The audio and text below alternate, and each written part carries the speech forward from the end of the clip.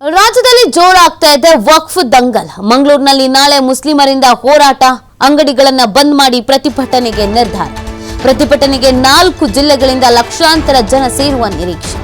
ಮಂಗಳೂರು, ಉಡುಪಿ, ಹಾಸನ, ಚಿಕ್ಕಮಗಳೂರು ಮುಸ್ಲಿಮರು ಇದರಲ್ಲಿ ಭಾಗಿಯಾಗುವಂತ ಸಾಧ್ಯತೆ ಇದೆ. ವಕ್ಫ್ ವಿರೋಧಿಸಿ ಈ ಒಂದು ಪ್ರತಿಭಟನೆಯನ್ನ ಮಾಡ್ತಾ ಇರೋದು. ಅಂಗಡಿಗಳ ಬಂದ್ ಮಾಡಿ ಪ್ರತಿಭಟನೆಗೆ ನಿರ್ಧರಿಸಲಾಗಿದೆ. ಪ್ರತಿಭಟನೆಗೆ 4 ಜಿಲ್ಲೆಗಳಿಂದ ಲಕ್ಷಾಂತರ ಜನ ಸೇರುವಂತ ನಿರೀಕ್ಷೆ ಇದೆ. ಮಂಗಳೂರು, ಉಡುಪಿ, ಹಾಸನ, ಚಿಕ್ಕಮಗಳೂರು ಈ ಭಾಗಗಳಿಂದಲೂ ಕೂಡ ಆಗಮಿಸುವಂತ ಸಾಧ್ಯತೆ ಇದೆ. ಆ ಕಾರಣಕ್ಕಾಗಿ ಇದೀಗ ಹೆಚ್ಚಿನ ರೀತಿಯಾದಂಥ ಭದ್ರತೆಯನ್ನು ಕೂಡ ವಹಿಸಲಾಗುತ್ತೆ.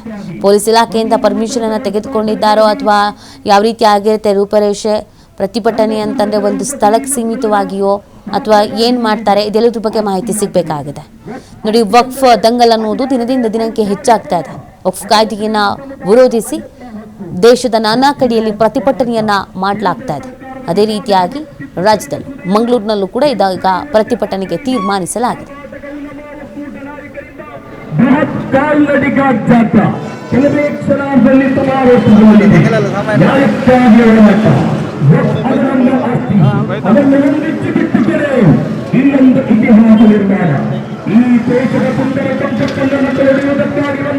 ಈ ಬಗ್ಗೆ ನಮ್ಮ ಪ್ರತಿನಿಧಿ ಆದಿತ್ಯ ಒಂದು ಚಿಟ್ಚಾಟ್ ನಡೆಸಿದ್ದಾರೆ, ನೋಡೋಣ ಬನ್ನಿ. ನಾಳೆ ವಕ್ಫ್ ವಿರುದ್ಧ ಮಂಗಳೂರಿನ ಶಾ ಮೈದಾನದಲ್ಲಿ ಒಂದು ಬಹಳ ದೊಡ್ಡ ಮಟ್ಟಿನ ಪ್ರತಿಭಟನೆ ನಡೆಯಲಿಕ್ಕಿದೆ. ಅಂತಿಮ ಹಂತದ ತಯಾರಿಗಳು ಬಹಳ ಭರದಿಂದ ಸಾಗ್ತಾ ಇದೆ. ತಾವು ದೃಶ್ಯದಲ್ಲಿ ಗಮನಿಸ್ತಾ ಹೋಗ್ಬೋದು. ಮಂಗಳೂರಿನ ಶಾ ಮೈದಾನದ ಚಿತ್ರಣ ಇದು. ನಾಳೆ 4 ಜಿಲ್ಲೆಗಳು, ಪ್ರಮುಖವಾಗಿ ಚಿಕ್ಕಮಗಳೂರು, ಉಡುಪಿ, ಮಂಗಳೂರು, ಇಲ್ಲಿಂದ ಸಾಕಷ್ಟು ಜನ ಈ ಒಂದು ಕಾರ್ಯಕ್ರಮಕ್ಕೆ ಭಾಗಿಯಾಗಲಿದ್ದಾರೆ. ಹಾಸನದಿಂದಲೂ ಕೂಡ ಜನ ಬರ್ತಾ ಇದ್ದಾರೆ. ಕಳೆದ ಶುಕ್ರವಾರವೇ ಒಂದು ಬಹಳ ಖಡಕ್ ಸೂಚನೆಯನ್ನ ನೀಡಲಾಗಿತ್ತು. ವಕ್ಫ್ ತಿದ್ದುಪಡಿ ವಿರುದ್ಧದ ಒಂದು ಪ್ರತಿಭಟನೆಯಲ್ಲಿ ಎಲ್ಲರೂ ಭಾಗಿಯಾಗಬೇಕು, ಪ್ರತಿ ಜಮಾತ್ ಮಸೀದಿಯಿಂದಲೂ ಕೂಡ ಜನ ಬರಬೇಕು. ಪ್ರಮುಖವಾಗಿ ಒಂದು ಇತಿಹಾಸದಲ್ಲೇ ಮೊದಲ ಬಾರಿಗೆ ಧಾರ್ಮಿಕ ಮುಖಂಡರು, ಧರ್ಮಗುರುಗಳು ಎಲ್ಲರೂ ಸೇರಿಕೊಂಡು ಈ ಪ್ರತಿಭಟನೆಯನ್ನ ಮಾಡಲಿಕ್ಕಿದ್ದಾರೆ. ಅದರ ನೇತೃತ್ವವನ್ನು ವಹಿಸಿಕೊಳ್ಳಲಿಕ್ಕಿರುವಂಥದ್ದು. ಹಾಗಾಗಿ ಮಂಗಳೂರು ನಗರದಲ್ಲೂ ಕೂಡ ಬಹಳ ಅಲರ್ಟ್ ಅನ್ನ ಮಾಡಲಾಗಿದೆ. ಅಂದ್ರೆ ಪ್ರಮುಖವಾಗಿ ಸಂಚಾರ ವ್ಯವಸ್ಥೆಯಲ್ಲಿ ಯಾವುದೇ ರೀತಿಯ ತೊಂದರೆ ಆಗಬಾರದು. ಅಂದ್ರೆ ನಾಳೆ ಪ್ರತಿಭಟನೆ ನಡೆಯುವಂತ ಸಂದರ್ಭ ಈಗ ಬಂದಿರುವಂತಹ ಒಂದು ಮಾಹಿತಿಯ ಪ್ರಕಾರ 60,000ಕ್ಕೂ ಅಧಿಕ ಜನ ಸೇರುವಂತಹ ನಿರೀಕ್ಷೆ ಇದೆ.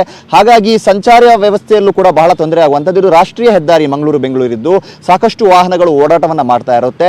ಈ ಕಾರಣದಿಂದಾಗಿ ನಾಳೆ ಮಧ್ಯಾಹ್ನ 12 ಗಂಟೆಯಿಂದಲೇ ರಸ್ತೆ ಸಂಚಾರವನ್ನ ಬಂದ್ ಮಾಡಲಾಗಿದೆ. ರಾತ್ರಿ 9 ಗಂಟೆಯ ತನಕ ಬದಲಿ ಮಾರ್ಗಗಳನ್ನು ಉಪಯೋಗ ಮಾಡಬೇಕು ಅನ್ನುವಂತಹ ಸೂಚನೆಯನ್ನು ಕೂಡ ನೀಡಲಾಗ್ತಾ ಇದೆ. ಇನ್ನು ಶಾ ಮೈದಾನದಲ್ಲೂ ಕೂಡ ಅಂತಿಮ ಹಂತದ ತಯಾರಿಗಳು ನಡೀತಾ ಇದೆ. ಮತ್ತು ನಾಳೆ ಸುಮಾರು 2,000 ಸ್ವಯಂ ಸೇವಕರು ಇಲ್ಲಿ ಸ್ವಯಂ ಸೇವೆಯನ್ನ ಮಾಡಲಿಕ್ಕೆ ಇರುವಂತದ್ದು. ಮತ್ತು ಎಲ್ಲ ಉದ್ಯಮಿಗಳೇನಿದ್ದಾರೆ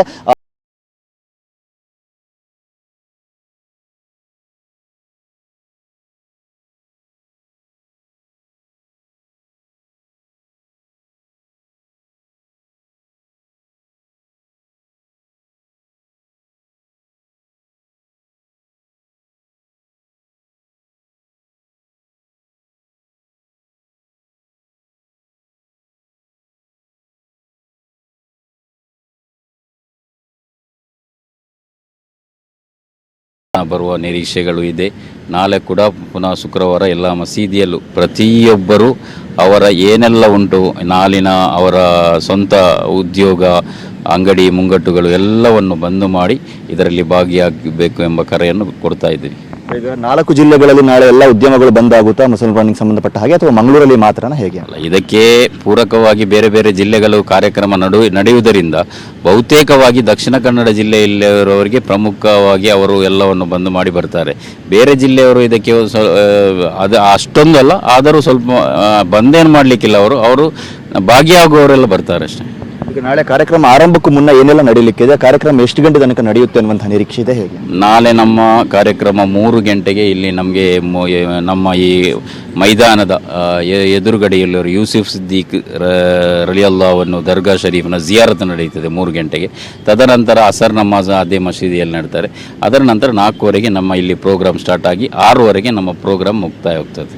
ಈಗ ತಮಗೂ ಬಂದಿರುವಂಥ ಮಾಹಿತಿ ಪ್ರಕಾರ ಒಂದು ಎಷ್ಟು ಜನ ಸೇರ್ಬೋದು ಸರ್ ನಿರೀಕ್ಷೆ ಈ ಹಂತದಲ್ಲಿ? ಅಂದರೆ ಇಷ್ಟರವರೆಗೆ ಬಂದ ಪ್ರಕಾರ ಒಂದು ಲಕ್ಷಾಂತರ ಜನ ಸೇರುವಂಥ ನಿರೀಕ್ಷೆ ಇದೆ. ನಾವೇನು ಕೌಂಟ್ ಮಾಡಲಿಲ್ಲ, ಆದರೂ ಎಲ್ಲರೂ ಭಾಗವಹಿಸುವ ಒಂದು ನಿರೀಕ್ಷೆ ಇದೆ. ಜಿಲ್ಲೆಯ ಪ್ರಮುಖ ಎಲ್ಲ ಕಡೆಯಿಂದಲೂ ಬರುವಂಥ ನಿರೀಕ್ಷೆ ನಮಗೆ ಎಲ್ಲರೂ ನೀಡ್ತಾ ಇದ್ದಾರೆ. 4 ಜಿಲ್ಲೆಯಿಂದ ಒಳ್ಳೆ ರೆಸ್ಪಾನ್ಸ್ ಇದೆ ಅನ್ನೋ ಎಲ್ಲ ಏನು ಪ್ರತ್ಯೇಕವಾಗಿ ದಕ್ಷಿಣ ಕನ್ನಡ ಜಿಲ್ಲೆಯಿಂದ ಎಲ್ಲ ರೆಸ್ಪಾನ್ಸ್ ಜಾಸ್ತಿ ಇದೆ. ಬೇರೆ ಜಿಲ್ಲೆಗಳಿಂದ ನಮ್ಮ ಸಂಘಟಕರು ಇರುವುದರಿಂದ ಅವರೆಲ್ಲರೂ ಬರ್ತಾರೆ ಈ ಸಭೆಯನ್ನು ನೋಡಲಿಕ್ಕೆ. ಇದಿಷ್ಟು ಸಂಘಟಕರಾಗಿರುವಂತಹ ಅಶ್ರಫ್ ಕಿನಾರ್ ಅವರ ಮಾತು. ಕ್ಯಾಮರಾ ಪರ್ಸನ್ ಕೃಪೇಶ್ ಪೂಜಾರಿ ಜೊತೆ ಆದಿತ್ಯ TV5 ಮಂಗಳೂರು.